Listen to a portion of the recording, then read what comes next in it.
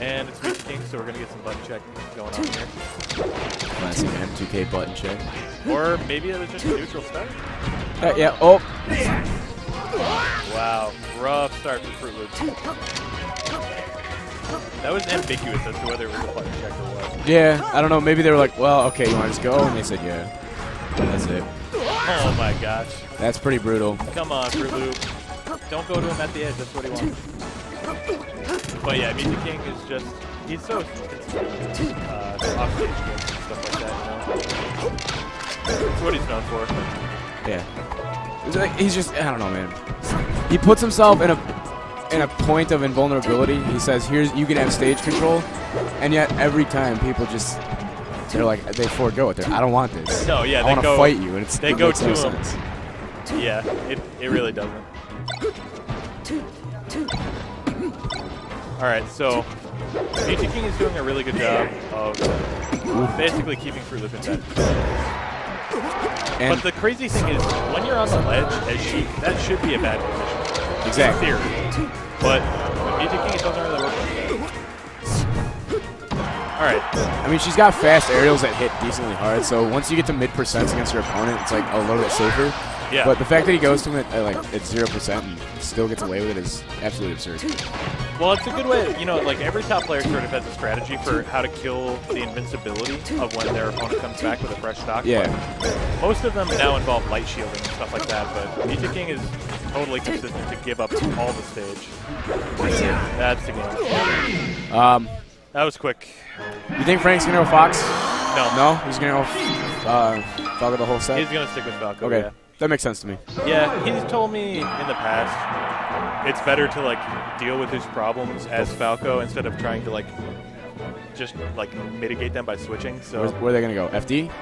I think it's Yoshi's. gonna. Okay. He wants to kill early, and I think he wants a wall to ride as well. That's the biggest thing. Well, that's one of the problems with Battlefield too. You know, spaces recovered becomes a lot more linear when you don't have that hard ledge. Especially against Sheik, who can like soft bear you or just soft nair you and just kind of push you under there. Yeah. Into the armpit of the stage.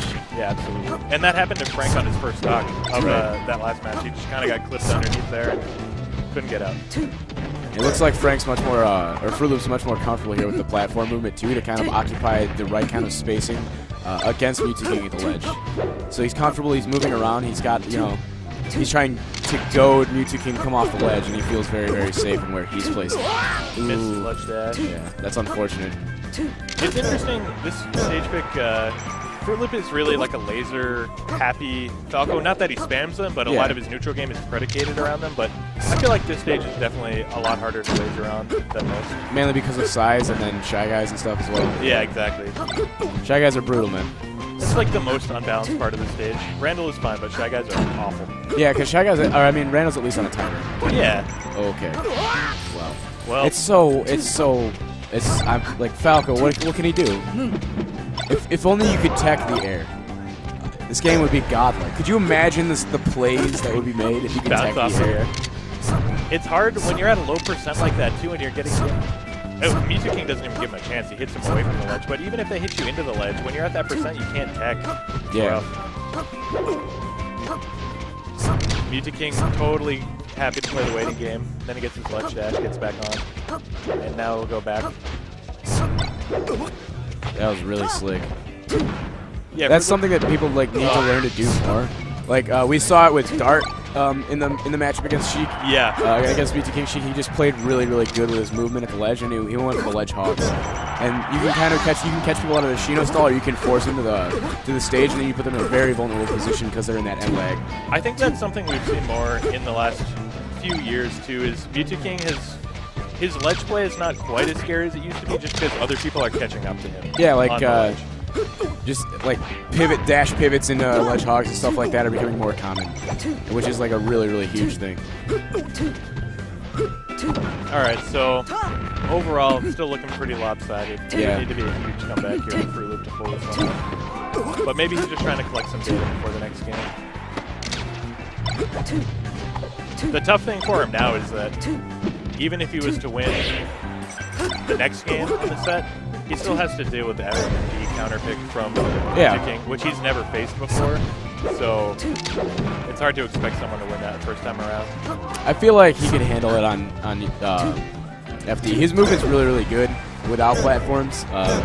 Just his dash dance mixed with his wave dashes are really, really crisp. I know Dr. PP has commented on how much he likes Frank's movement and just in general his neutral game and the decisions he makes. So Frootloop has, like, I don't know if he ripped strats from Dr. PP or whether he's just sort of emulating the same style, but he's very much predicated on neutral game and efficiency in the same way that PP has sort of made his game. They make a lot of similar decisions. And, you know, outside of the game itself, but still a part of the community, if you ever talk with Frootloop about anything about game design or anything about the game mechanics of Melee, he's so well informed. He's very much a theory crafter. Yeah, he's really, really smart. And you see it in his gameplay. Like, that style very much applies. He's very much about optimal punishes, optimal things, and he's also very mental. He's very good at baiting people out with lasers, and he starts to kind of recognize if you're going for like a lot of power shields or something against his lasers, and he'll do the fake lasers that'll go low. Yeah, oh yeah. And he'll do laser F and things like that. That'll just catch people off guard every time. That was a really, really clean first stock from him, too. Good job, Frootloop, taking the first stock. Dreamland is, I think, where they played all of their games, the Kings of the North. And Frootloop was always pretty close in those matches, so it'll be interesting to see if he can pull one out here in this set.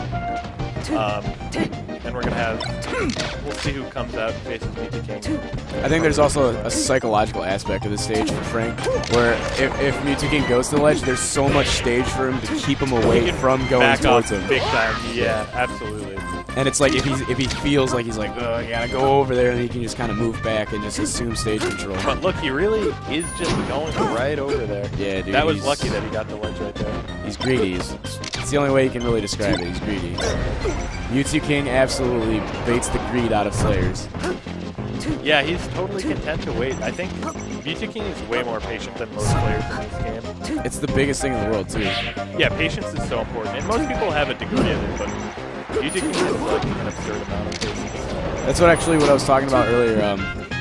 I mentioned people who dislike Smash 4 of Brawl players. It's like if you look at the mindset of Brawl players and things like that, they understand a lot more about commitment with moves in the neutral and things like that. Oh yeah. And it's honestly a huge boon to have that knowledge and to have that experience, because you understand just exactly how much you're willing to risk in the neutral versus a certain character and things like that. And how important stage positioning is too. In those games, it's a game of chess. It's not like you get a one hit and convert that into a combo that'll kill someone. So you really need to use your stage economy well. It's like chess, how you want to hold the middle four spaces as well as possible and defend that area. Absolutely. It's the same thing for Melee.